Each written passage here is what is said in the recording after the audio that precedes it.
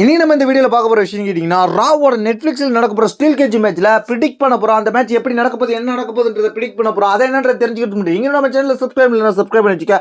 இதே போல் இன்ட்ரெஸ்டிங்காக ரெஸ்லிங் பார்க்குற உங்கள் ஃப்ரெண்ட்ஸுக்கு இந்த வீடியோ ஷேர் பண்ணி விட்டுட்டு தொடர்ந்து பாருங்கள்.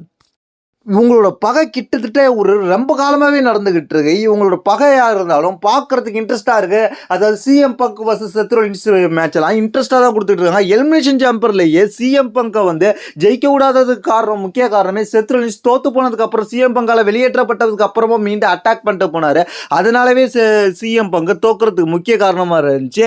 அது மட்டும் இல்லாமல் இந்த வாரம் ராவில் சிஎம் பங்கு வந்து செத் ரோலின்ஸை பற்றி பேச ஆரம்பிக்கும் போதே பயங்கரமான பேரவல் நடக்கும். அதனால வந்து இவங்க ரெண்டு பேருக்கும் உள்ள செத் ரோலின்ஸ் போய் மேனேஜர்கிட்ட போய் கேட்கும்போது, ராவோட மேனேஜர்கிட்ட கேட்கும்போது எனக்கு மேட்ச் வேணும்னு கேட்கும்போது அடுத்த வாரம் ஒரு ஸ்டீல் கேஜ் மேட்ச் ஃபிக்ஸ் பண்ணுவாங்க. அந்த ஸ்டீல் கேஜ் மேட்ச்சில் என்ன நடக்க வாய்ப்பு இருக்குன்னு கேட்டிங்கன்னா, அந்த ஸ்டீல் கேஜ் மேட்சை பொறுத்த வரைக்கும் ஒரு 3 விதமான வாய்ப்பு இருக்குன்ற மாதிரி சொல்லப்படுகிறது. ஒன்று என்னன்னு கேட்டிங்கன்னா, செத் ரோலின்ஸ் வின் பண்ணலாம் அப்படின்ற ஒரு வாய்ப்பு இருக்குது.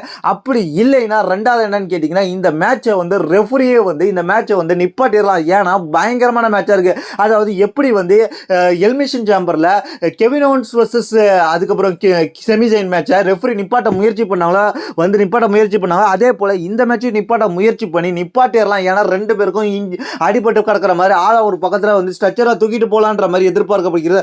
அப்படி இல்லைன்னா ஃபைனலாக இந்த மேட்ச்சில் இன்னொன்று எதிர்பார்க்கப்படுகிறது என்னன்னு கேட்டிங்கன்னா, ரோமன் ரிங்ஸோட ரிட்டர்ன் இருக்குன்ற மாதிரி எதிர்பார்க்கப்படுகிறது.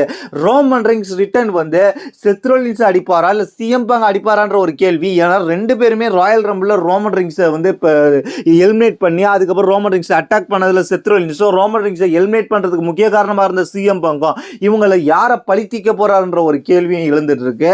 அதனால இந்த மேட்சில் 3வது ரிசல்ட்டாக இந்த மாதிரி வரலாம். ரோமன் ரிங்ஸ் வரும்போது இவங்க ரெண்டு பேரையும் அடிச்சு போட்டா இல்லை யாரையாவது ஒரு ஆளை அடிச்சு போட்டு இந்த மேட்சை வந்து அப்படியே வந்து நோ ரிசல்ட்டாக ஆக்கிட்டு போயிடலாம் அப்படின்ற மாதிரி எதிர்பார்க்கப்படுகிறது. என்னை பொறுத்த வரைக்கும் இந்த மேட்சில் வந்து 3 விதமான ரிசல்ட் நடந்தாலுமே பயங்கரமாக இருக்கும். ஏன்னா சிஎம் பங்க் ஏற்கனவே வின் பண்ணிட்டாரு. செத் ரோலின்ஸ் இந்த வாட்டி வின் பண்ணால் 1-1ன்ற மாதிரி சமமாயிடும் அப்படின்ற மாதிரி எதிர்பார்க்கப்படுகிறது. அது மட்டும் இல்லாமல் ரோமன் ரிங்ஸ் வந்து இவங்க 3 பேருக்கும் ஒரு ரெஸ்ல்மேனியாவில் ஒரு மேட்ச் வைக்கலாம் அப்படின்ற மாதிரி எதிர்பார்க்கப்படுகிறது. அதனால் இந்த இதில் வந்து என்ன வேணாலும் நடக்கலாம். இந்த ராவோட மேடிசன் ஸ்கொயர் கார்டனில் நடக்கிற ஸ்டீல் கேஜ் மேட்ச்ன்றது மெயின் ஈவெண்ட்டாக நடக்க போகுதுன்ற மாதிரி இப்போதைக்கு கன்ஃபார்ம் ஆயிடுச்சு. அதனால் இந்த மெயின் ஈவெண்ட் மேட்ச் பலவிதமான ப்ரிடிக்ஷனை பலவிதமான இன்ட்ரெஸ்ட்டை ஏற்படுத்தியிருக்கு. என்ன நடக்க போகுதுன்றதை நம்ம பொறுத்து இருந்தால் பார்க்கணும். இப்போதைக்கு இந்த மேட்சை பொறுத்த வரைக்கும் மோஸ்ட் ஆஃப் ஆல் நம்ம சொன்ன ரிசல்ட் தான் நடக்க போகுது.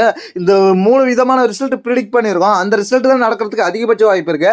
இதை பற்றி உங்களுடைய கருத்து என்னன்றது கீழே உள்ள கமெண்ட் பண்ணுங்க. இதே போல இன்ட்ரெஸ்டிங்காக ரெஸ்லிங் பார்க்குற உங்கள் ஃப்ரெண்ட்ஸுக்கு இந்த வீடியோ ஷேர் பண்ணி விட்டுட்டு நம்ம சேனலை சப்ஸ்கிரைப் பண்ணி வச்சிங்க. தேங்க்ஸ் ஃபார் வாட்சிங்.